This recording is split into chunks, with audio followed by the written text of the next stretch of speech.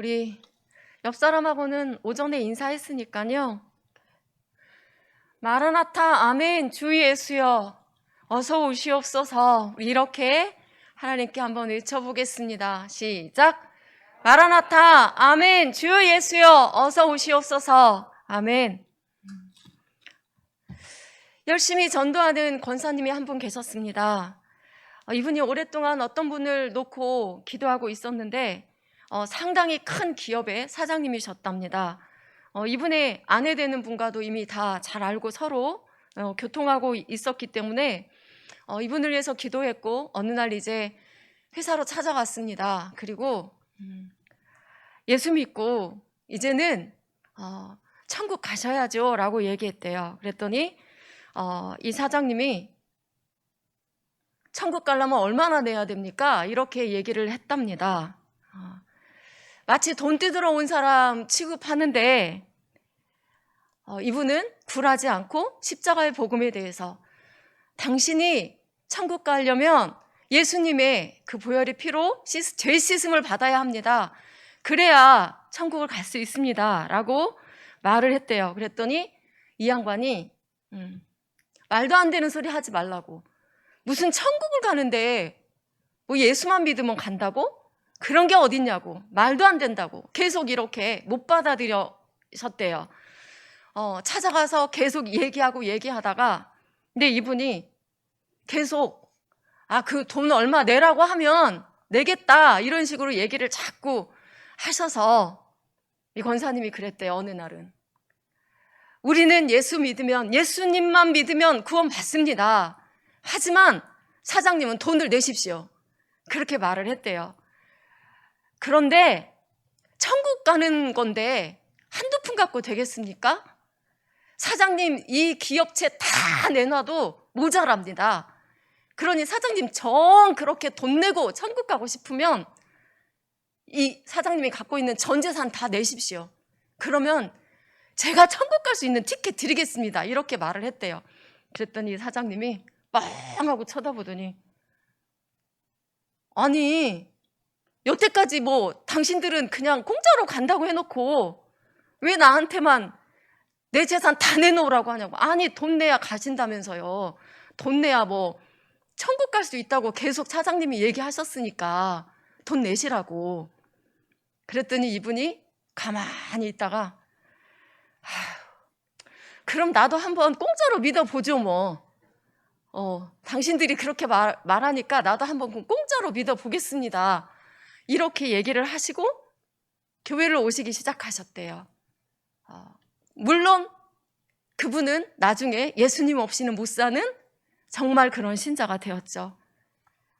복음의 능력이죠. 우리가 믿는 구원의 복음은요, 우리 입장에서 보면은 정말 값없이 받은 것 맞습니다. 하지만 하나님 아버지의 입장에서 보면 오랫동안 준비하고 계획하고 그렇게 행하신 일이고요. 이 구원의 이야기에는 우리가 알다시피 정말 놀라운 생명값이 들어가 있습니다. 이 구원의 이야기 너무나 잘 알고 있습니다. 제가 우리 장로님에게 좀 핀잔을 듣고 충격적인 이야기를 들은 게 뭐냐면 어느 날 설교를 마치고 갔는데 죄송해요 장로님, 다 아는 얘기 하지 말고 다 아는 얘기 하니까 좀 졸린다고 이렇게 얘기를 해요. 그래서 미안하다고. 근데 우리가 다 아는 얘기 아니냐고 성경이 그렇게 얘기했는데, 우리가 너무나 잘 알고 있는 이 구원의 이야기지만 이 시간에도 우리는 하나님 아버지께서 오래오래 계획하시고 준비하시고 이루신 구원의 이야기를 또 하겠습니다. 기쁨은 웃음으로 표현되어져요. 기쁨이 크면 클수록 그 웃음은 오래 지속되어질 것이고 가슴 벅차죠. 근데 기쁜 일에는 반드시 웃음이 있습니다. 구약 성경에도요, 우리가 상식적으로 이해할 수 없는, 정말 상상할 수 없는 그런 기쁨의 이야기가 있습니다. 여자가 월경이 끊어졌어요. 현실적으로 절대 아이를 낳을 수 없습니다. 더구나 그 여자의 나이가 90이라면 그거는 우리 무엇으로 설명을 하려고 해도 우리는 받아들이기 힘든 이야기예요. 그런데 우리는 성경에서 그 이야기를 듣습니다. 그리고 그 이야기를 믿어요. 참 이게 너무나 큰 은혜죠. 근데 신학자들 중에는 이거는 있을 수 없는 일이야. 처녀가 잉태해서 아기를 낳을 수 있는 일도 있을 수 없는 일이야. 그래서 그거는 그냥 신화적인 이야기야. 홍해가 갈라졌다고? 그건 과학적으로 도무지 근거 없는 이야기야. 그냥 어떤 자연 현상에 의해서 한번 갈라진 거야. 이런 식으로 얘기를 하는 사람들이 있습니다. 이 사람들은 신학자들이지만 믿는 사람들이 아니죠. 그냥 떠들어대는 사람들일 뿐입니다. 믿음의 조상인 아브라함도 그 아내 사례도요, 사라도 하나님이 그들에게 아들을 주신다고 했을 때 이와 비슷한 반응을 보였습니다. 이삭의 출생에 관한 그 이야기가 나올 때 웃었다는 말이 3번 나와요. 먼저는 아브라함이 웃었습니다. 이 웃음은 기쁨의 웃음이 아니에요. 창세기 17장에서 하나님 아브라함에게 이렇게 말씀하세요. 내가 너에게 복을 주어, 내가 그에게 복을 주어, 그가 내게 아들을 낳아 주게 하며 내가 그에게 복을 주어 그를 여러 민족의 어머니가 되게 하리니 민족의 여러 왕이 그에게서 나리라. 여기서 그는 말할 것도 없이 사라입니다. 이때 아브라함이 엎드려서 웃어요. 그리고 마음속으로 이렇게 생각합니다. 아휴, 100세 된 사람이 어떻게 자식을 낳아? 사라는 90세인데 어찌 출산해? 그리고 아브라함은 스스로 생각하기에도 너무나 이게 얼토당토 않은 이야기라고 생각을 해서 하나님의 말씀에 오히려 하나님을 설득하려고 합니다. 하나님, 제게 이스마일이 있습니다. 이스마일이나 하나님 앞에 살게 해주세요. 그러자 하나님은 앞으로 사라가 낳을 아이의 이름까지 딱 지어주세요. 창세기 우리 잠깐 찾아보겠습니다. 17장 19절.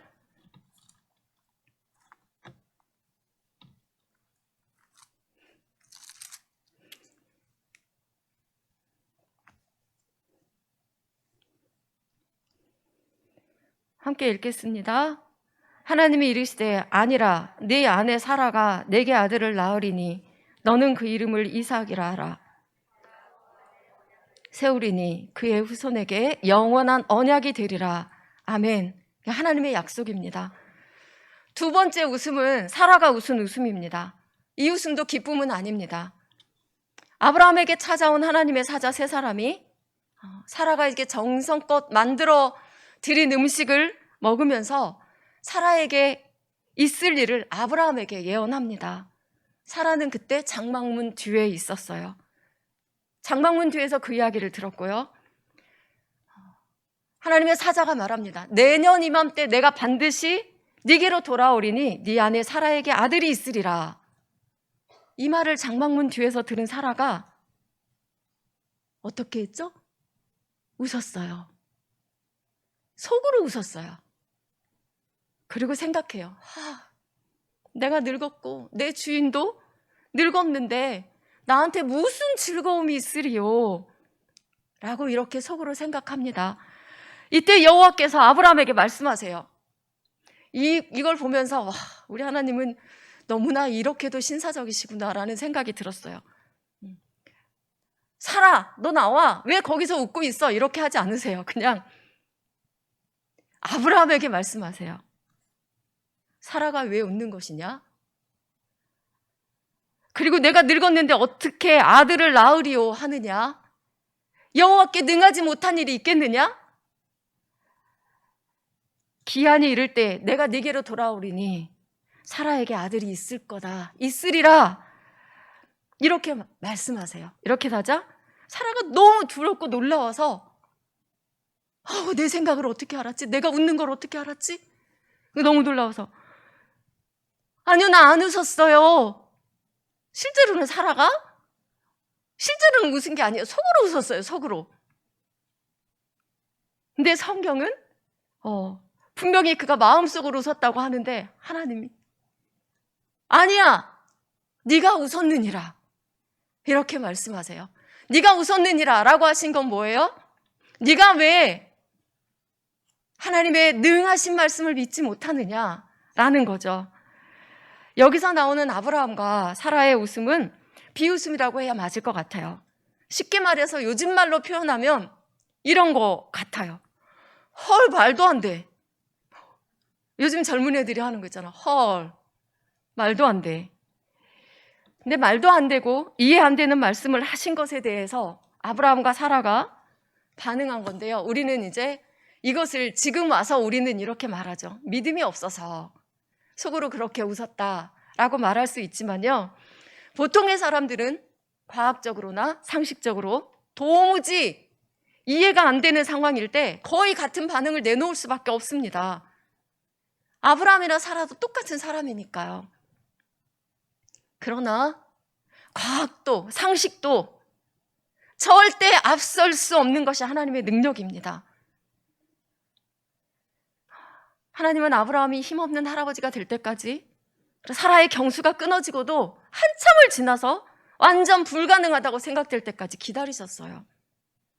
인간의 의지로는 할 수 없는 일, 인간의 이해로는 할 수 없는 일을 당신이 하실 것이라는 그 의지를 보여주십니다.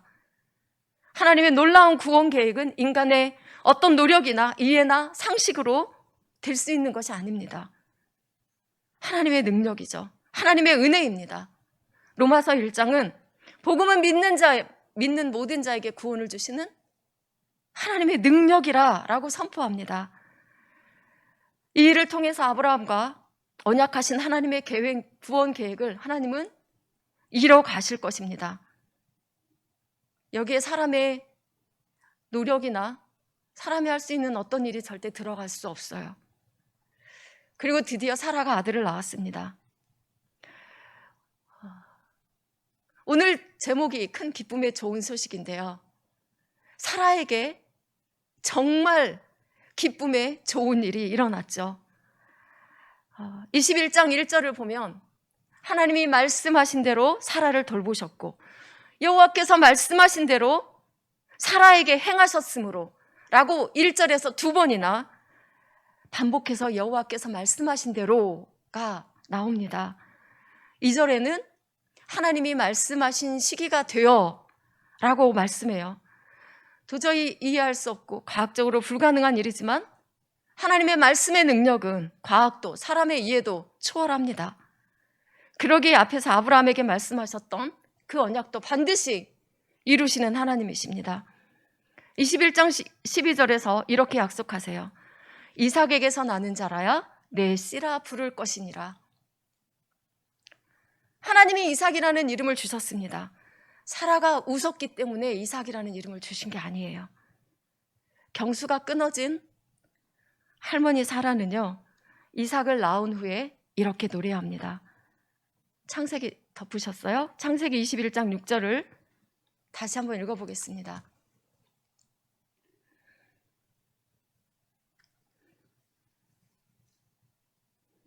읽겠습니다. 사라가 이르되 하나님이 나를 웃게 하시니 듣는 자가 다 나와 함께 웃으리로다. 죄에 빠졌던 온 인류가 약속의 자녀의 씨가 된 이 이삭을 통하여서 기쁨을 회복할 겁니다. 참된 행복을 다시 회복할 것입니다. 이삭은 하나님의 선물이고요.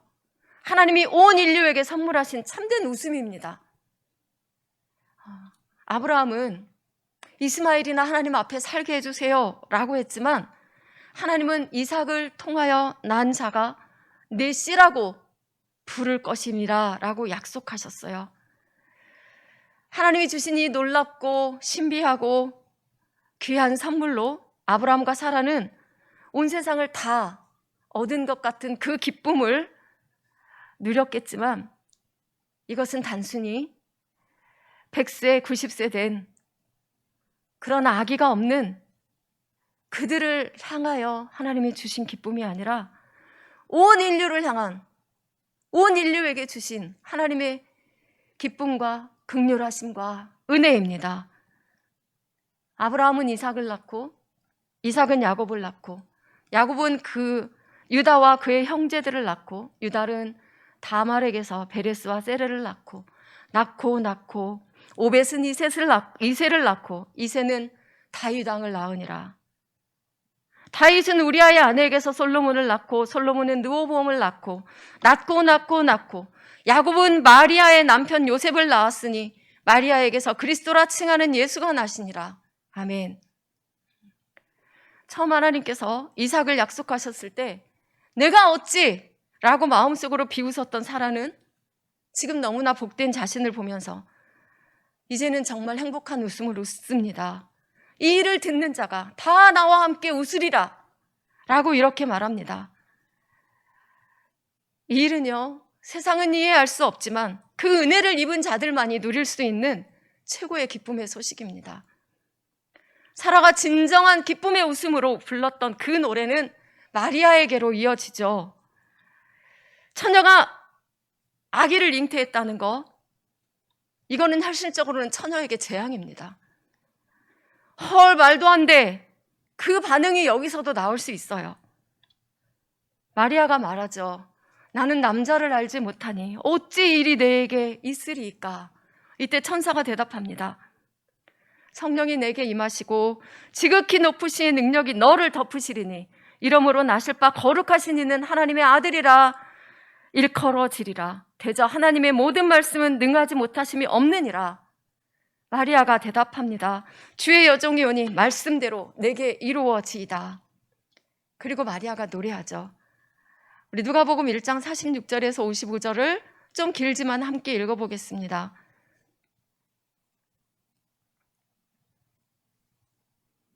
(46절부터) 읽겠습니다.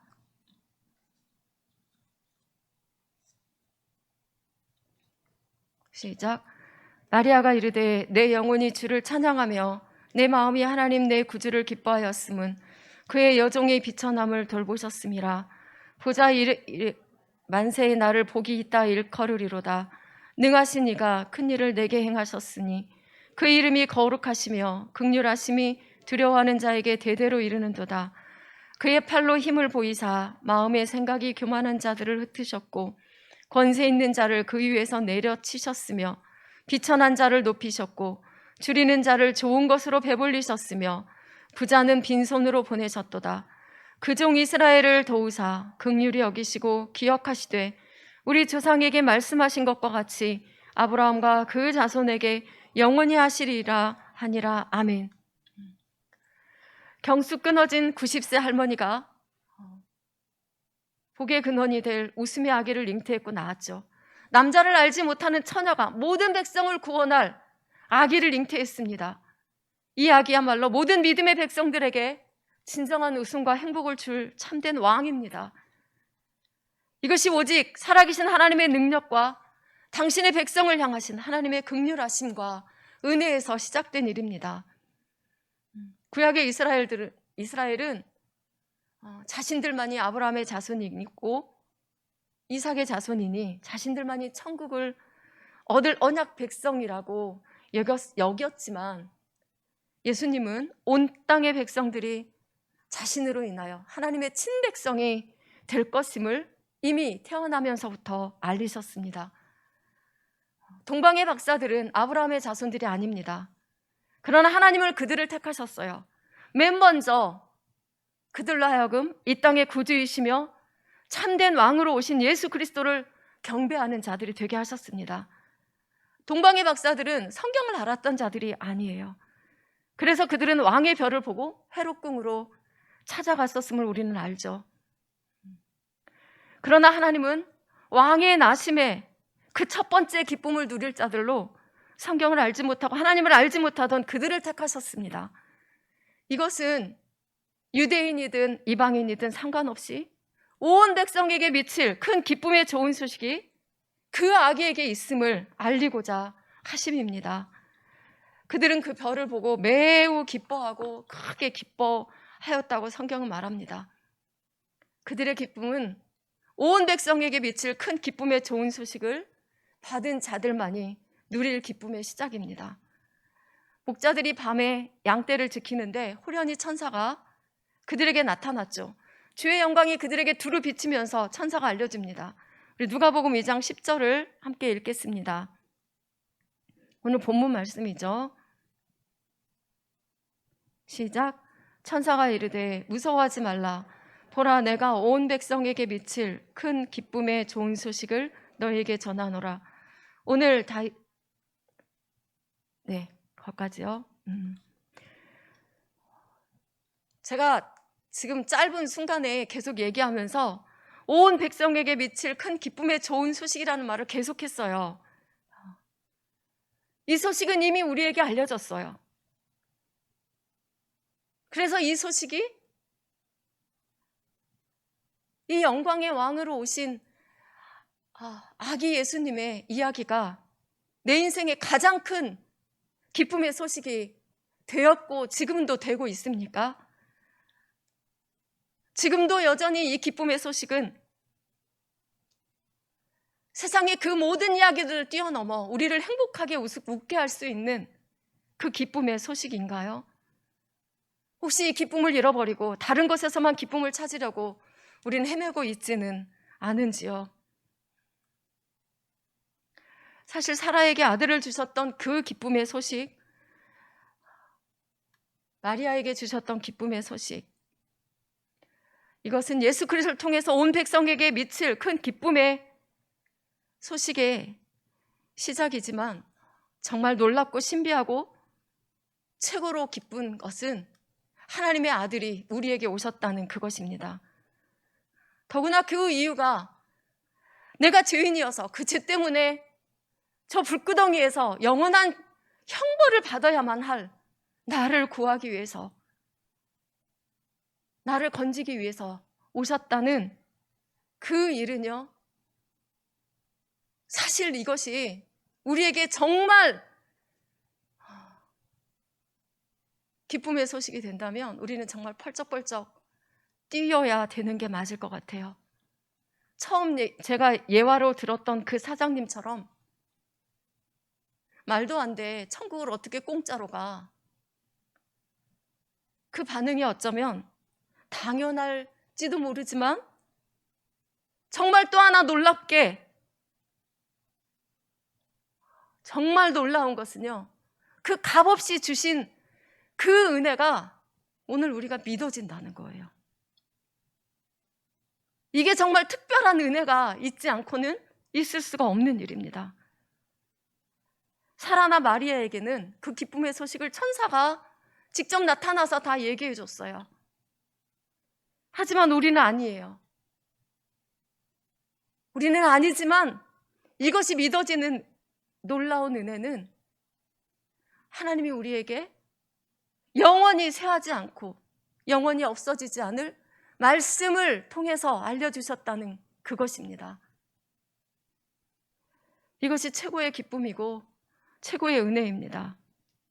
근데 문제는 너무나 자주자주 우리는 이 기쁨과 은혜를 맹숭맹숭하게 받아들인다는 거예요.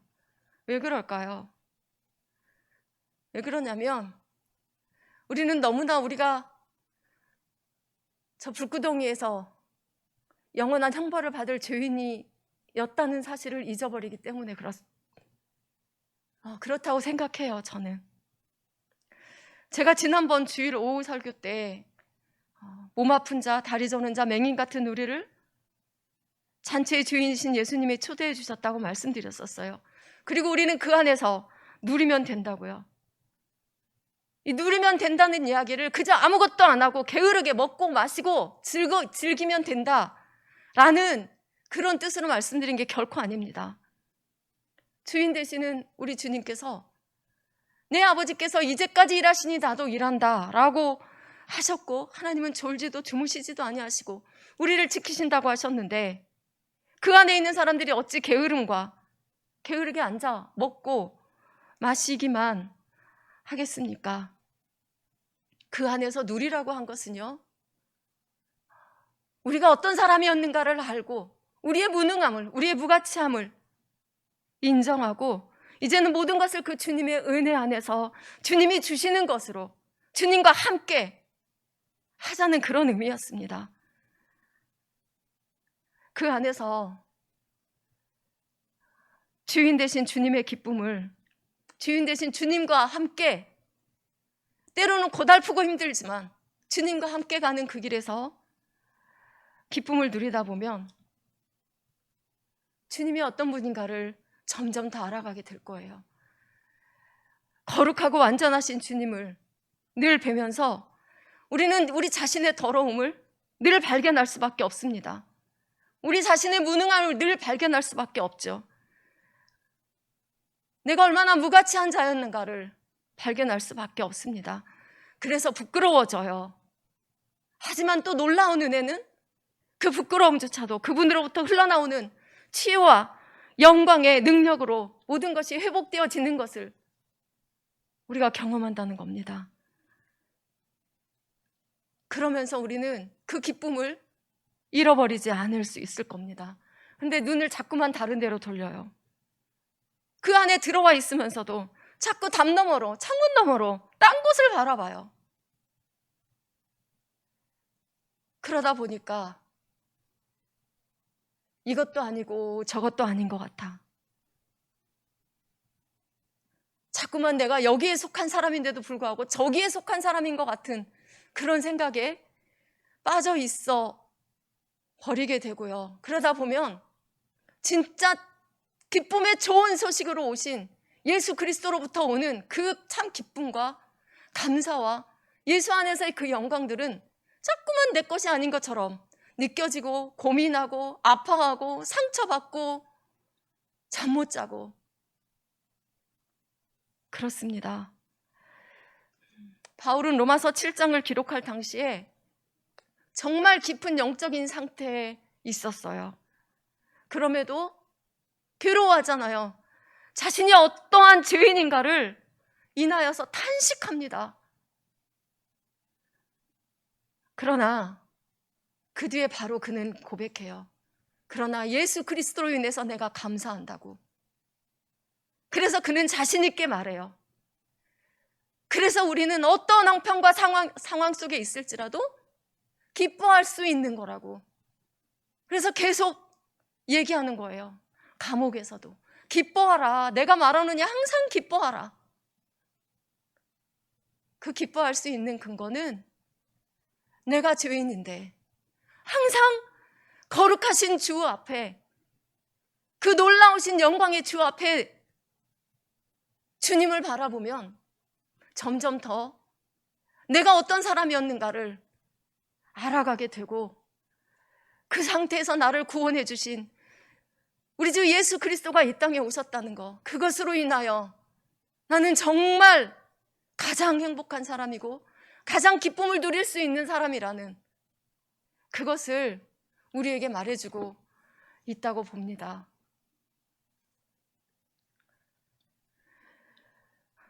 그리스도인 안에는 결코 흔들리거나 빼앗길 수 없는 감사와 기쁨, 그리고 세상과 함께할 수 없는 거룩함이 있어야 합니다. 예수님이 오셨고 예수님이 우리와 함께하기 때문입니다. 결코 구원받을 수 없는 죄인인 우리에게 그 하나님의 복음의 능력이 임했기 때문입니다.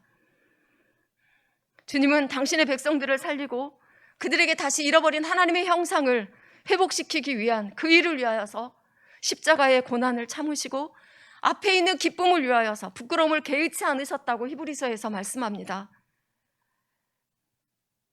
오늘 우리는 사라에게 주셨던 기쁨이나 마리아에게 주셨던 기쁨을 동감하기는 어렵습니다. 왜냐하면 우리는 그분들이 아니니까요. 그냥 성경을 믿을 뿐입니다. 그러나 십자가 복음으로 인한 구원받은 백성의 기쁨은 우리가 분명히 누릴 수 있어야 합니다. 그것은 그 누구에게도 아닌 나를 위해 예수님이 이 땅에 오셨고 나를 위해서 그분이 그 십자가의 보혈을 다 흘리셨기 때문입니다. 그거를 믿는다면 우리는 주님 안에서 주와 동행하면서 내게 주어진 그 십자가를 지고 주님을 따를 수밖에 없습니다. 주님 안에 거하면서 주님을 따르기로 한다면, 그리고 주님을 사랑함이 진실함이라면 어떻게 하루에 30분, 어떻게 하루에 1시간도 우리는 기도하지 않고 보낼 수 있을까요?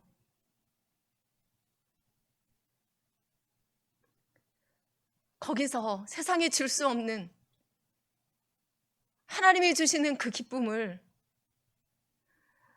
우리가 다시 누리고 회복할 수 있는 길을 우리에게 주셨는데, 예수님 때문에 내 죄가 사해졌다고 주님만이 나의 힘이라고, 내 삶의 주인이라고 말하면서 어떻게 그분의 음성에 순종하지 않을 수 있고 어떻게 예배를 소홀히 여길 수 있을까요? 하나님의 말씀의 능력은 이루지 못할 것이 없다고 우리가 그렇게 말하면서 어떻게 하루에 단 몇 장이라도 성경을 읽지 않고 지나갈 수 있을까요? 주님 안에 온전히 거한다면 주님의 그 말씀을 행함이 우리 안에 참된 기쁨이 될 것입니다. 예수 그리스도 그분은 우리에게 큰 기쁨의 좋은 소식으로 이미 오셨습니다. 주님만이 우리 삶의 모든 주인이심을 이 시간도 고백합니다. 아멘. 함께 기도하겠습니다.